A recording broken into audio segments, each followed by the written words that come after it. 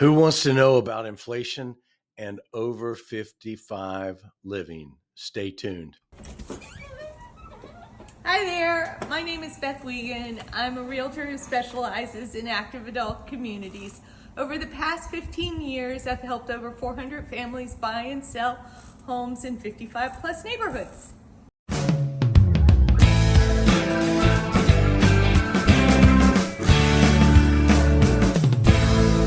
Hey guys, it's your favorite mortgage guy, Steve. It's Friday. It's a beautiful Friday too, but it's getting a little colder. But that's just a sign of the times. 2 more weeks. It'll be Halloween, November. Oh my gosh. And then we got the good stuff the third week. Hey, so listen, let me go with your questions real quick.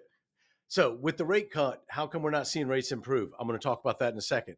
Steve, do you see a script and what are rates doing? Give me a second. You know why? Because here's what I'm going to do. I'm going to read a script in just a second, and you'll see the difference between me and a script. Okay. One of the candidates is proposing a credit to home builders for building affordable housing. Will this help inventory? Or how will it help consumers buy new homes? Okay, so let me just explain something real quick. Back when Obama was president, he had an $8,000 tax credit, right? Did you hear what I just said? $8,000 tax credit. Nothing's free. You're not getting $25,000 from the government. It's a give and take.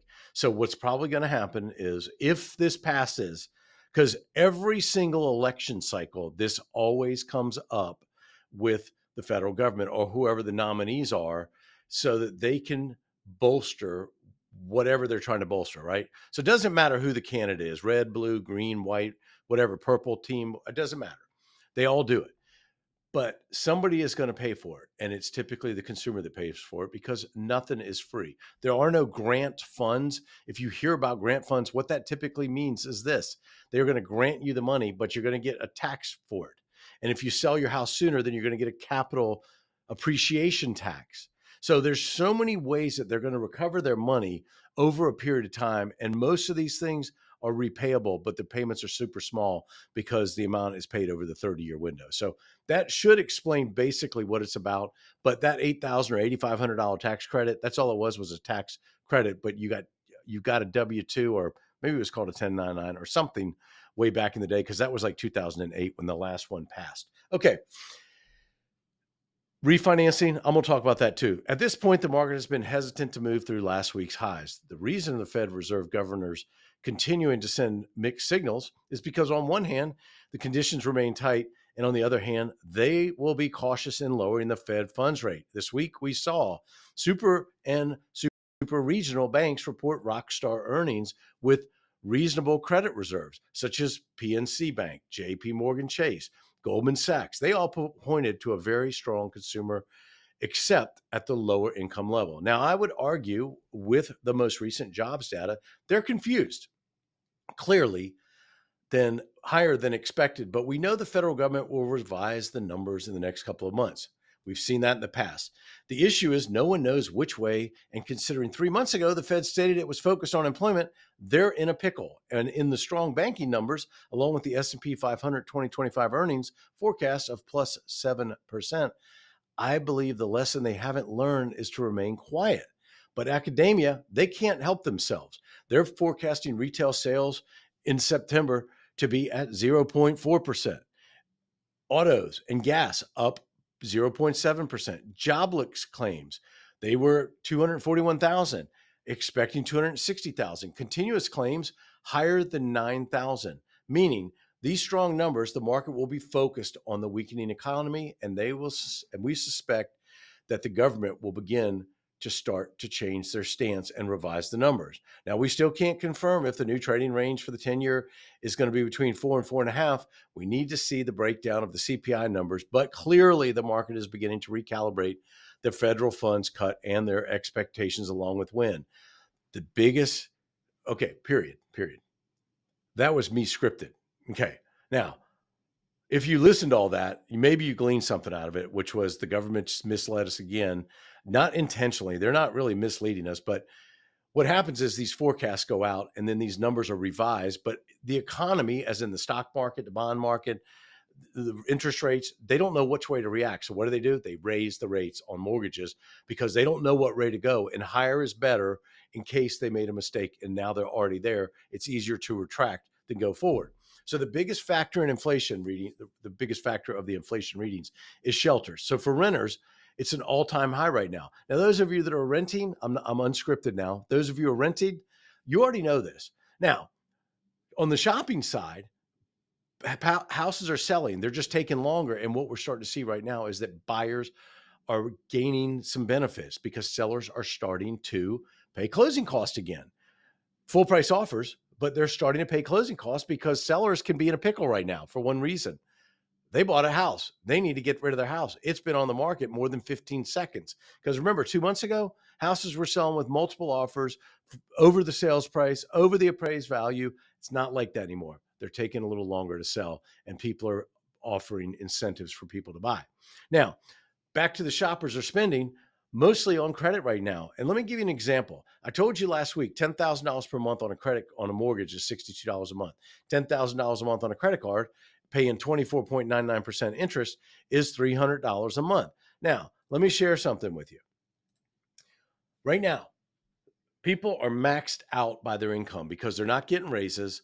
Utility costs are up anywhere from 27 to 37%. And I say utility, I'm also including gas, I'm including electric, I'm including homeowners insurance, I'm including auto insurance. So right now, maxed out by 29% for those of incomes at $100,000.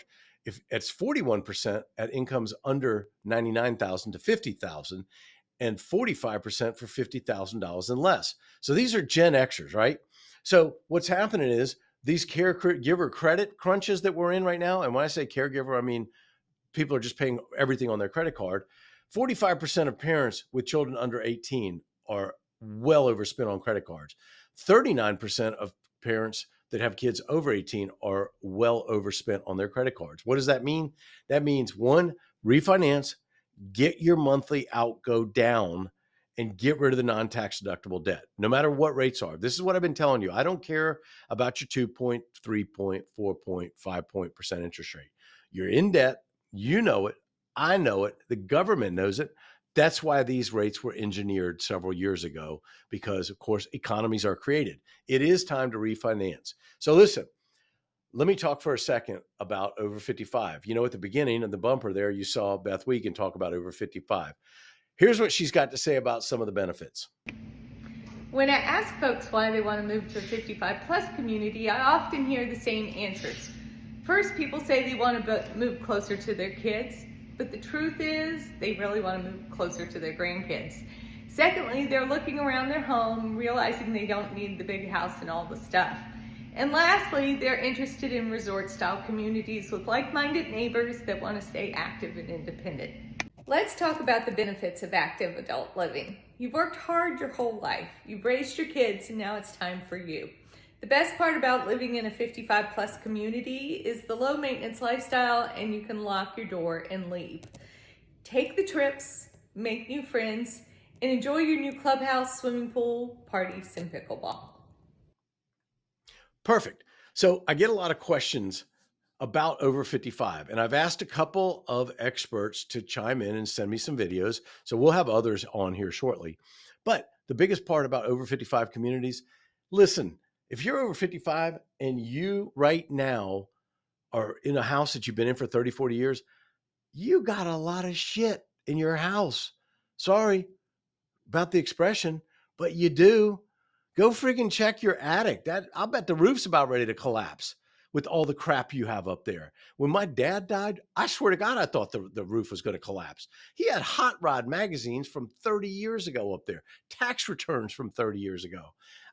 It was amazing all the crap we got rid of because me and my brothers didn't want all that stuff. We had to get a damn dumpster in front of the house and just throw crap away. Not the tax returns, though. We had those shredded professionally. But anyway, some of those benefits, if you're thinking about moving down to an over 55 community because you've worked your butt off your whole life, there's the reason why right there. Close your door. Don't worry about the grass. Go travel. All right, back to rates. What are rates doing right now? They bumped up a little bit this week. Can't do anything about it. The bond's trying to react right now. It doesn't know what to do. They've gone up about 0.25%, 0.3% since the bond market shifted after the Federal Reserve cut. Remember me talking about Rod Stewart? The first cut is the deepest. That was a deep cut. What are they looking at now? Sometime in November, after all this mudslinging, speaking of mudslinging, don't complain if you're not going to vote. Don't complain about the candidates if you're not going to vote, and go vote early. Look up your candidate, look up your locality and find out what the early voting is, because you don't want to be stuck in line for 5 hours when you can be stuck in line for 20 to 25 minutes. Get your voting done and you're good to go. I don't care who you vote for, just please vote. It's part of the democracy process. Back to rates. So the bond market is trying to figure out what to do. It's not going to have anything tied to politics, but the Federal Reserve is now looking at either a 25 or a 50 basis point cut, November or December, or maybe 25 in November, 25 in December. But they're talking about 50% by the end of the year, which means you're going to see after the first of the year a nice cut. And after the first year, guess what happens? People want to lose weight. They want to gain weight. They want to quit smoking. They want to start smoking. They want to get a tattoo. They want to get a tattoo removed. They want to get rid of baggage, whether that's a spouse, whether that's cleaning out your car and simplifying your life in your house, whatever you're going to do, that's what you're going to do after the first year. But what we find is a lot of people are looking forward to this because they want to refinance. So get in the pipeline now. All right, last thing I want to tell you, call me, pre-approved, don't pre-qualify. Nobody's taking my pre-qualification letters anymore. They want to see pre-approved buyers. So you got all my information along the side here. Go out and find me on social medias. Got my contact information below. Tell your family members, tell your friends. I'm trying to rebuild my business because I was off for several months at the beginning of the year. So please help me with that. Let's get you into your new home by the beginning of the year. Hope you have a great day. And bye now. Guess what? How many pennies are in a dollar? Tell them, Scott. 100 pennies in a dollar, not 105.